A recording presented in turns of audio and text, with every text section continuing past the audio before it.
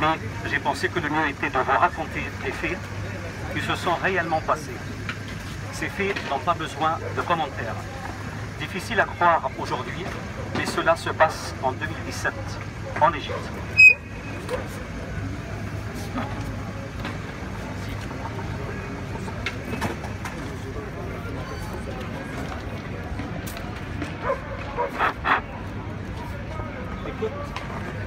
Les Coptes en fuite sous la menace djihadiste. Plus de 1000 chrétiens ont trouvé refuge dans les églises de la ville d'Ismaïlia, près du canal de Suez. Ils ont fui avec leurs enfants et c'est une situation très difficile. Des familles entières sont rassemblées dans la cour de l'église avec leurs effets personnels et des couvertures. La peur se lit encore dans les regards de certains. Nous avons commencé à avoir peur de notre propre ombre. Nous craignons d'être suivis et abattus d'une balle dans le dos.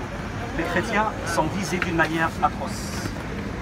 Certaines personnes sont même effrayées à l'idée d'ouvrir leurs portes pour sortir acheter de la nourriture. Mina, une mère de 5 enfants, dit que le danger est tel que son mari a dû arrêter de travailler. On est en 2017. Ce n'est pas juste. Lâche-t-elle éclatant en sanglots. Les Coptes sont ciblés par l'État islamique.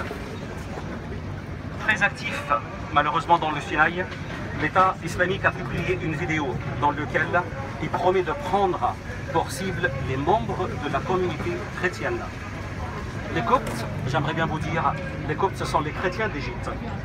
20% des 92, voire 93 millions d'habitants aujourd'hui avaient déjà passé par le passé, étaient ciblés dans le Sinaï.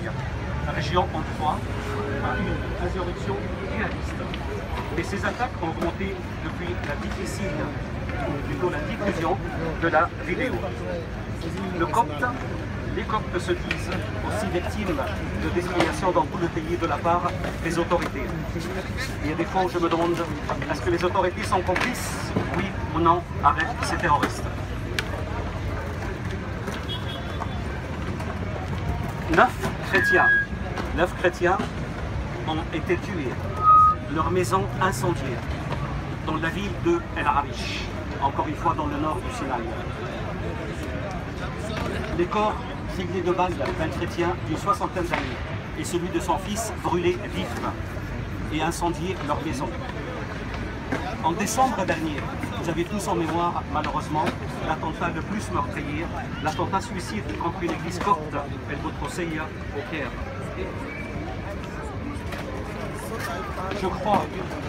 Je crois en l'Égypte. Vous m'entendez bien? Je crois en l'Égypte. Là, vous m'entendez mieux? Ça marche mieux? Je crois en l'Égypte. Les gens ont fait la révolution. C'était et c'est un espoir.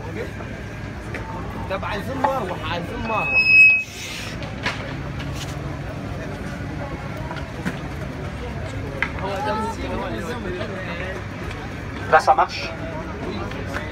Je crois, je ne vais pas répéter tout le discours, hein, mais ce sera mieux plus tard. Je crois en l'Égypte. Les gens ont fait la révolution. C'était et c'est un espoir. Je ne veux pas que cette révolution soit volée. Tant de jeunes sont morts pour la liberté. Ils ne doivent pas être morts pour rien. Se taire et laisser faire aujourd'hui, c'est revenir aux temps les plus noirs de l'Égypte. Par amour pour l'Égypte, par amour pour son peuple, je me dois de dénoncer ces atrocités contre les chrétiens d'Égypte. Je vous remercie.